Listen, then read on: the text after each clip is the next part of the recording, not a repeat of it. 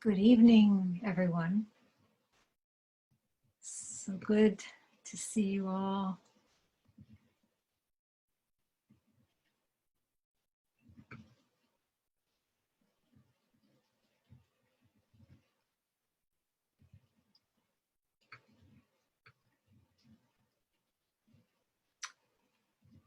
I was thinking about this wide-ranging screen of Hollywood squares.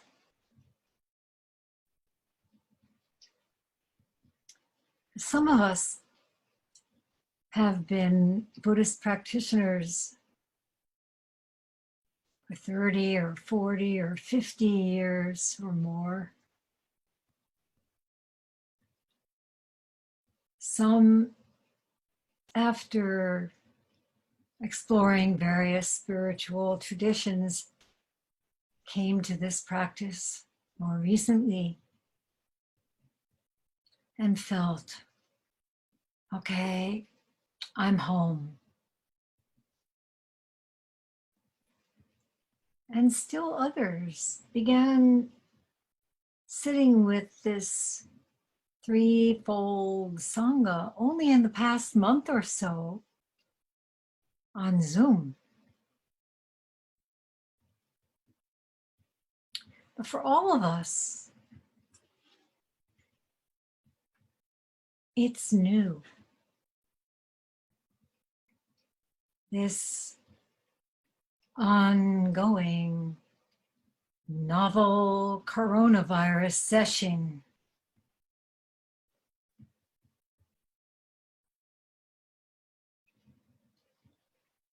No matter how long we've been sitting, we're all beginners facing the difficult koan of this pandemic. Now, it's always been true that we've never been here before. We've never faced this moment before. But there is a new sharpness to that truth.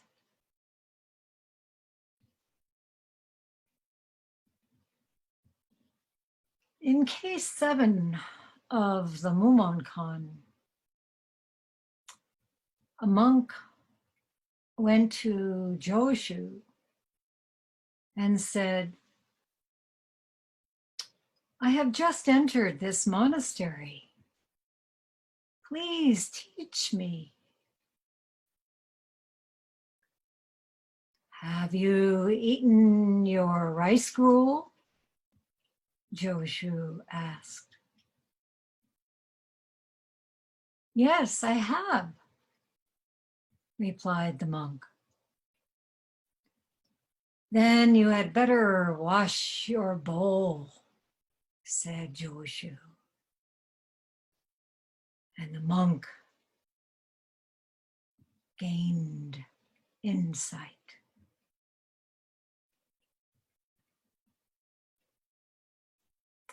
We have all just entered this monastery.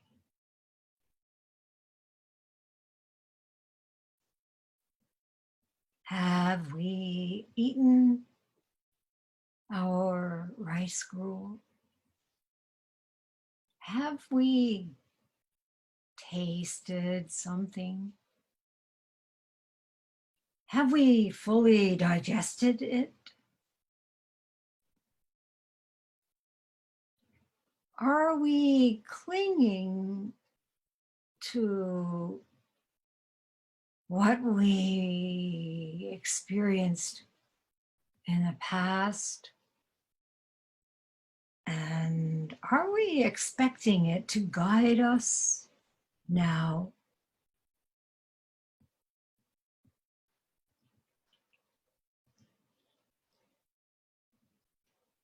Nothing is as it was.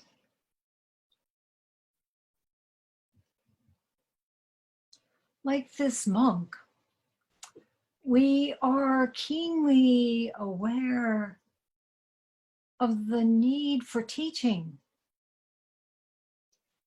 for insight into our present circumstances, which bring abundant servings of foreboding, fear, and sorrow.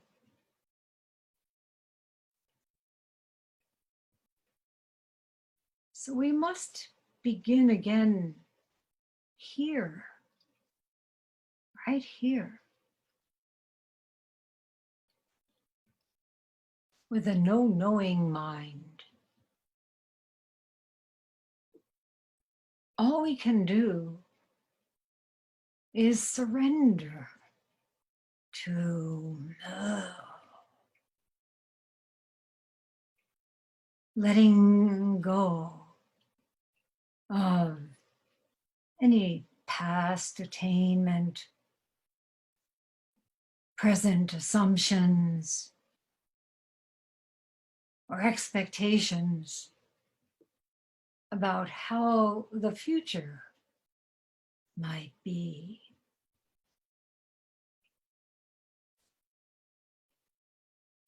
When we do so, then at last we can say, please teach me to everything. Spring breeze, the ambrosial rain, the sound of sirens, the birds dancing on the branches, and most importantly, to our own zazen.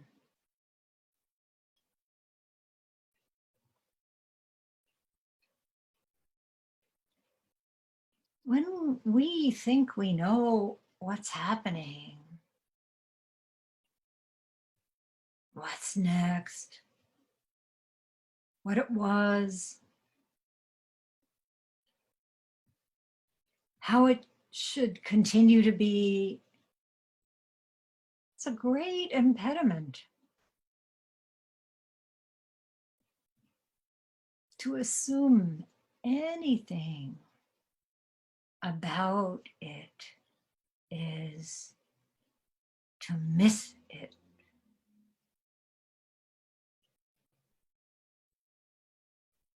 Nyogen Senzaki commented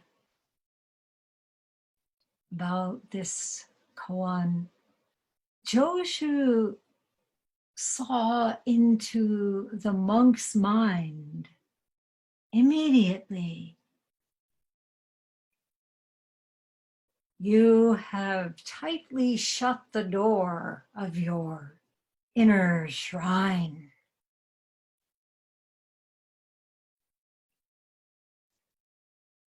Each of us has an inner shrine, a sacred portal to full awakening. It's our natural home.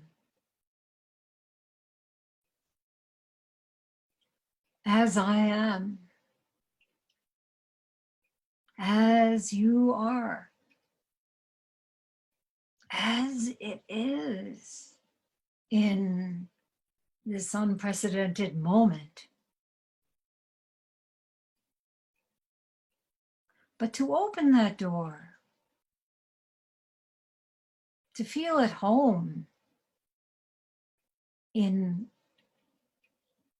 the midst of uncertainty requires assiduous practice with no gaining idea.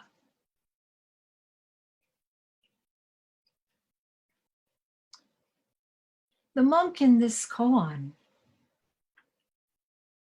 answered Joshu's question, have you eaten your rice gruel, with "Hai, yes." And that's enough. But did he realize the profundity of that simple "Hai," which can be as earth-shattering as Joshu's "Meh." Not yes or no. Not no or yes. As you know, another time, Joshu said, ooh, yes, a dog has Buddha nature. Neither moo nor ooh was a dualistic response. But how quickly we jump to conclusions of having or not having, good or bad, attaining or not attaining, with everything that arises.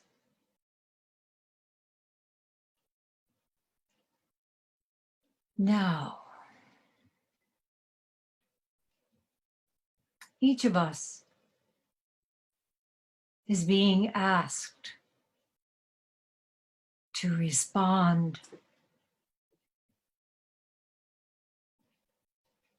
to this current situation, this global crisis, to examine all the ways in which we humans have contributed to it, and to pay attention to the healing of the earth that is happening just because most of us are not out there buying and selling, engaging in the so-called productivity.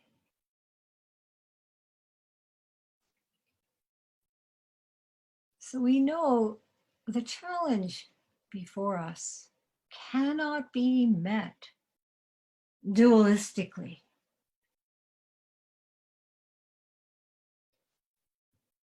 Some of you know the following story. In the early 1970s, Edo Roshi spoke to a comparative religions class at Syracuse University and dedicated the small zendo that some graduate students had started, which developed into the Zen Center of Syracuse, Hoenji. One of the students in the class asked, is the term Dharma the same as God?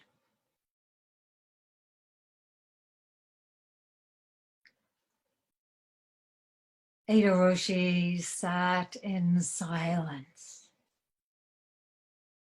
and then said, I will not say yes. I will not say no.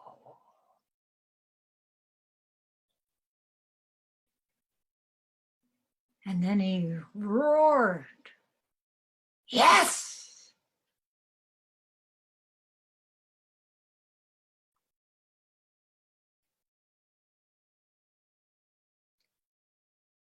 So Joshu saw that the monk's yes came from this dualistic idea of attainment. Yes, I have had some experience. I have digested something. So, still clinging to some past experience. Then Joshu shot his second arrow. Wash your bowl.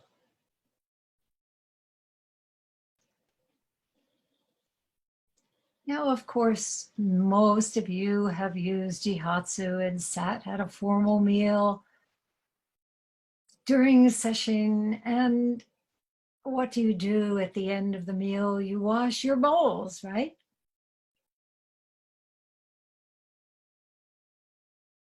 So this monk must have been taken aback by Joshu's words.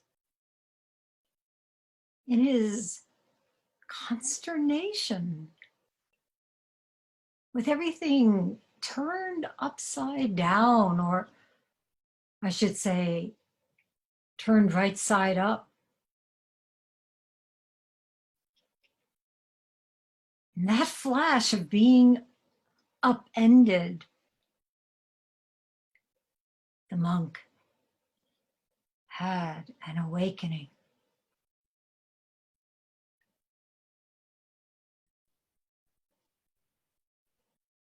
I remember long time ago, a weekend morning, I was around 7 or 8 years old. My parents were busy in the shop, in the art studio. I poured myself some cereal and milk. And when I had finished eating, I put soap on the dish sponge and washed my bowl and spoon, feeling quite pleased with myself.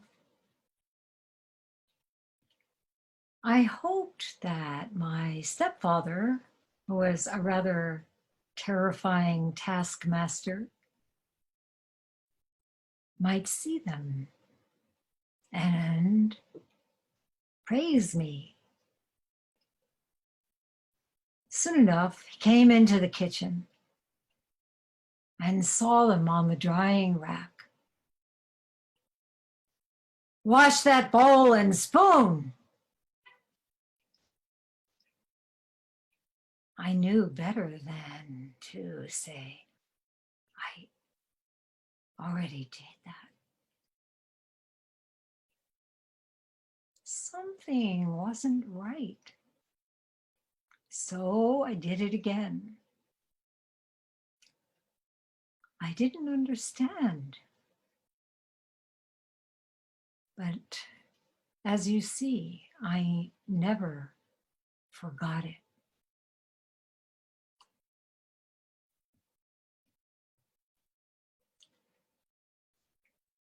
You think it's absolutely clean? Well then, clean your clean bowl. Empty what you think is the emptiness.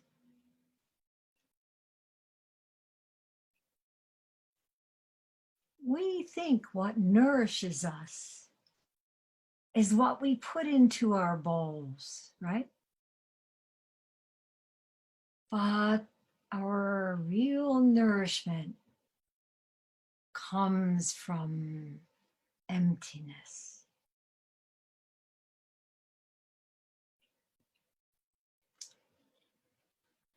Yet up to this point,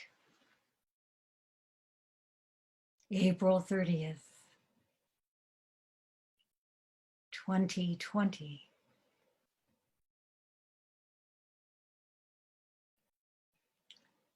over a month into this, sheltering at home, looking at the recent past, and really most of our lives,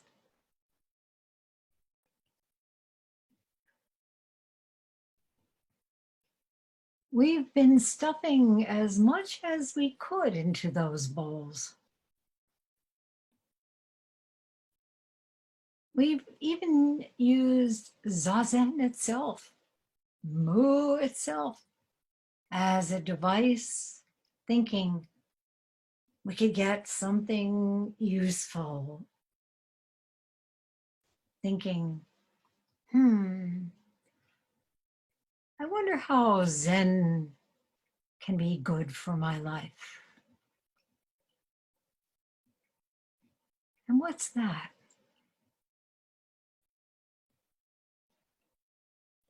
That's commodity Zen. There's a lot of that around. And when we do commodity Zen, we end up being commodified ourselves. Wondering about our productivity, wondering about life after COVID-19. What are we producing? Yet another product. Trying to make something out of nothing. And seeking reassurance. We hear Master Rinzai ask us, what do you yourselves lack?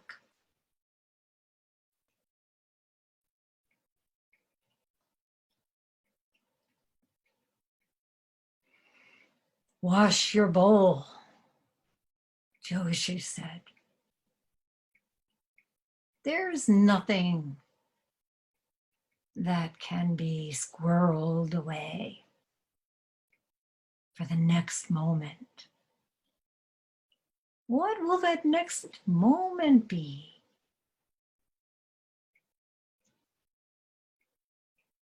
No knowing. This moment is a perfect match. Just as the two parts of this koan are. Have you eaten? Yes. Then wash your bowl. And if you think that all has been washed away, wash that away too. Then, as Rinzai put it, even the term empty is empty. Then there is just this in all its wholeness, all its beauty. So when Nakagawa Roshi once said, beauty is that which is unrepeatable.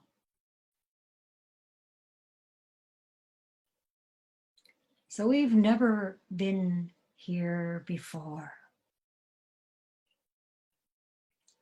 We don't know what's next.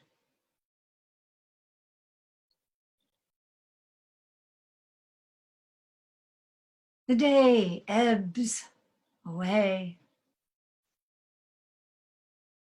darkness comes. And then, perhaps, a new day. Behind me, there is a Roshi by Shunon Nortake Roshi. Turn the light to see it better. See?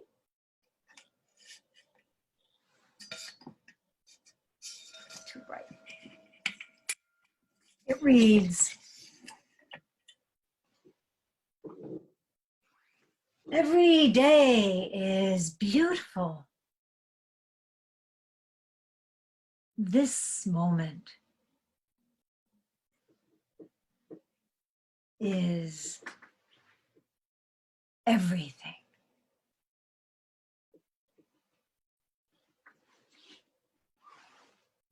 Unrepeatable.